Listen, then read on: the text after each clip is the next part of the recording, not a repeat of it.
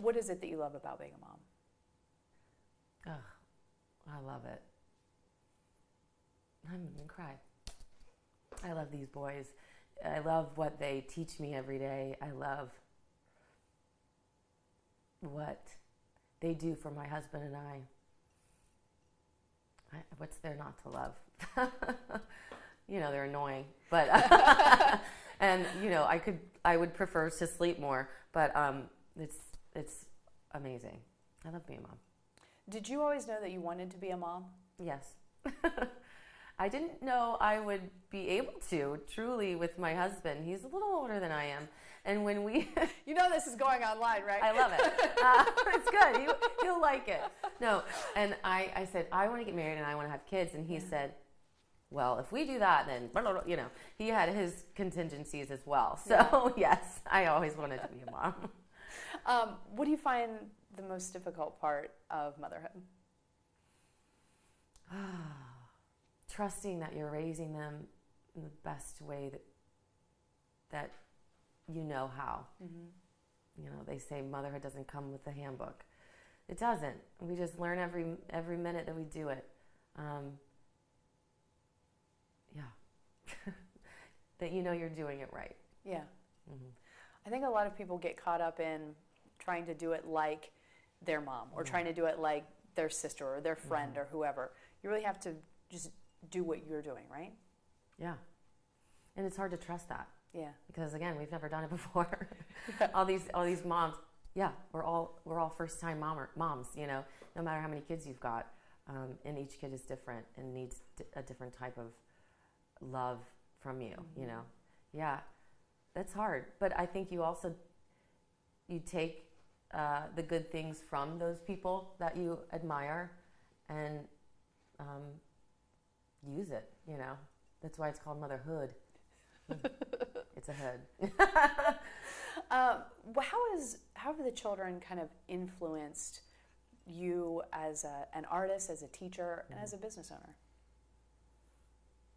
How have they not? So my kids, I want to make my kids proud. Is that weird? But I want them to know that, my work helped these people, helped these kids, helped this family, made them happy, made them smile, made them feel warm, made beautiful, walls, that my art is adorning homes, and that people feel something when they see it.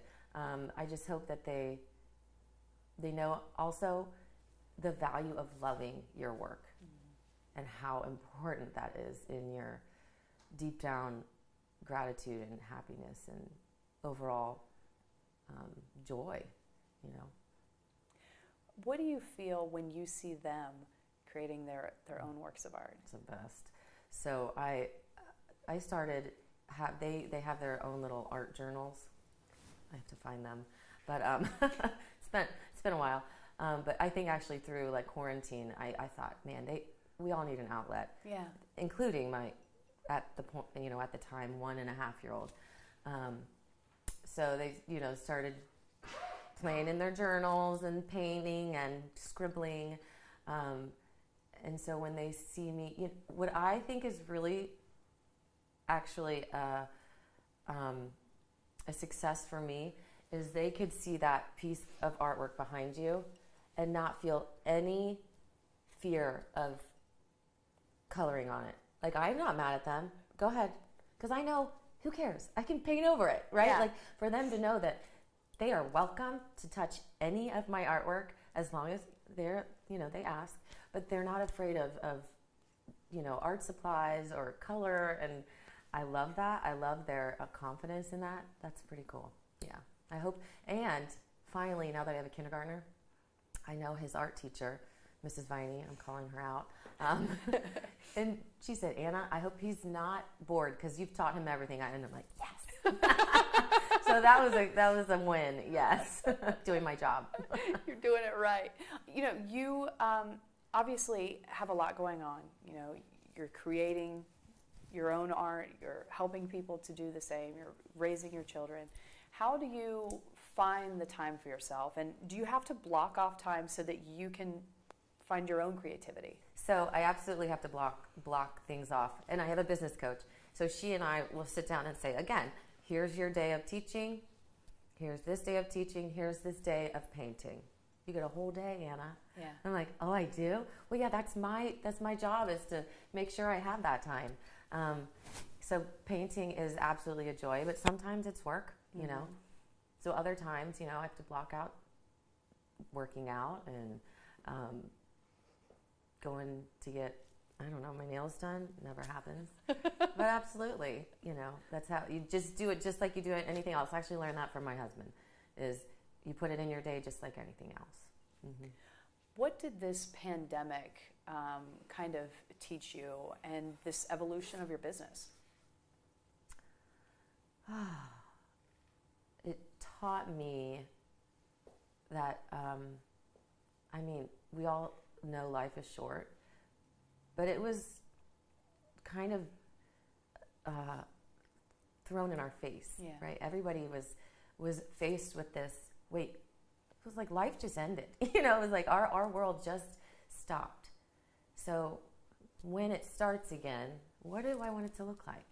You know, it just really put things into perspective, made me realize there is one life, truly. Mm-hmm. So what do I want it to look like? And I had the power to change it.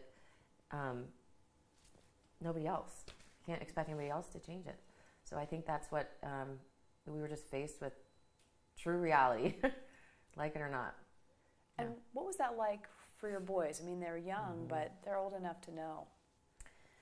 I don't really know. We kept them home, so there was a lot of family time. My goal, this sounds silly, my goal was to become like a family of best friends.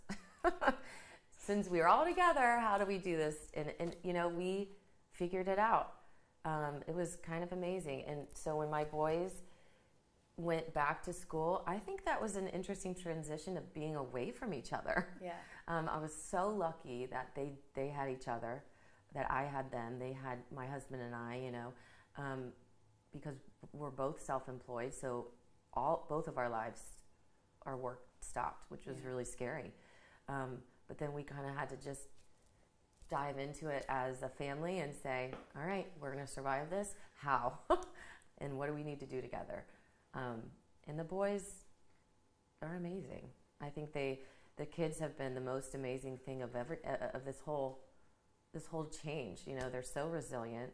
Who complains about masks? Adults, not the children. They're the ones wearing it all day too. And they're thriving now. Thank goodness.